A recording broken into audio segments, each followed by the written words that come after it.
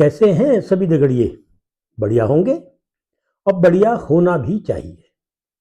दगड़ियों, शायद आप सभी की तरह बीते रोज मैं भी रात के 8 बजे का इंतजार कर रहा था। मेरी इंतजारी की वजह सिर्फ देश के प्रधानमंत्री का भाषण सुनना नहीं था, बल्कि मेरी इंतजारी की वजह अमेरिका के राष्ट्रपति द्वारा दिए गए भाषण पर देश के प्रधानमंत्री की प्रतिक्रिया जानना था। अमेरिका के राष्ट्रपति ने जो कहा उसका लबो-लबाब यही था कि दोनों राष्ट्र युद्ध विराम के लिए तब माने जब मैंने कहा व्यापार करना है या नहीं।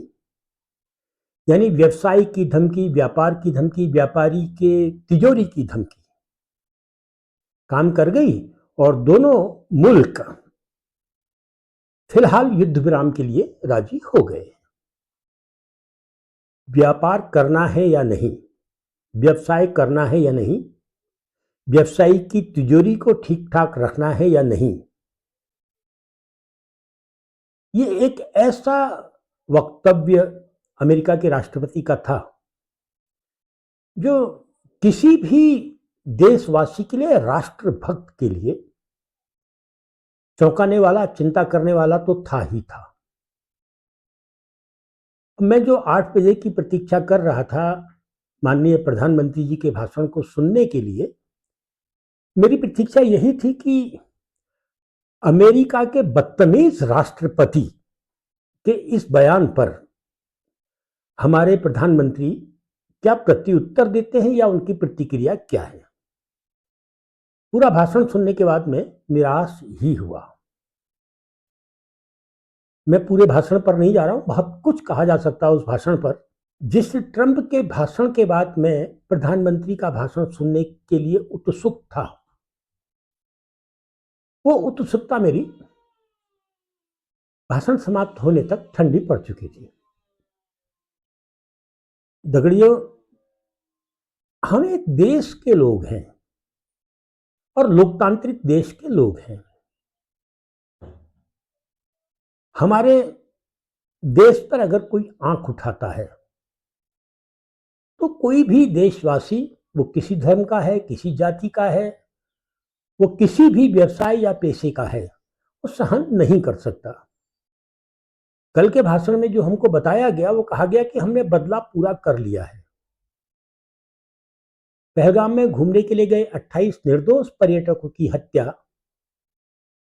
करने वाले कौन लोग थे? क्या उनके नाम देश को पता है? पता है तो सार्वजनिक क्यों नहीं किए जा रहे हैं? क्या उनमें से कोई पकड़ा गया?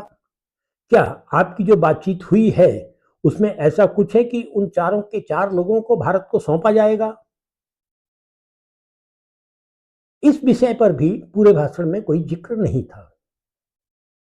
अभी जो ये तनाव भारत में है, उसकी वजह पहलगाम में निर्दोष भारतीय घुमक्कड़ियों की हत्या किया जाना ही है। यदि हत्यारों के नाम पता नहीं है, हत्यारों को भारत को सौंपने की कोई बातचीत नहीं हुई है, तो फिर मोदी जी अपने भाषण में बताना क्या चाह रहे थे? वो कहते हैं कि पाकिस्तान उनके सामने गिड़गिड़ाया और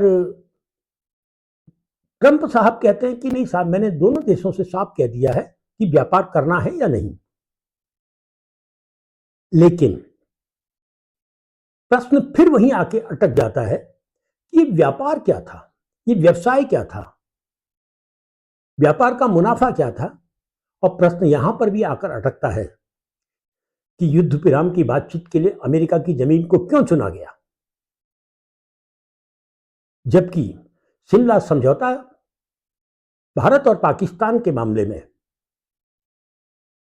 किसी भी विदेशी हस्ती, विदेशी शख्सियत, विदेशी ताकत की मध्यस्थता को इनकार करती है। खैर दगड़ियों, कल जिस उम्मीद के साथ मैं भी माननीय प्रधानमंत्री जी का संबोधन सुनने की उत्सुकता के साथ 8 बजे का इंतजार कर रहा था, मैं तो निराश ही हुआ हूँ।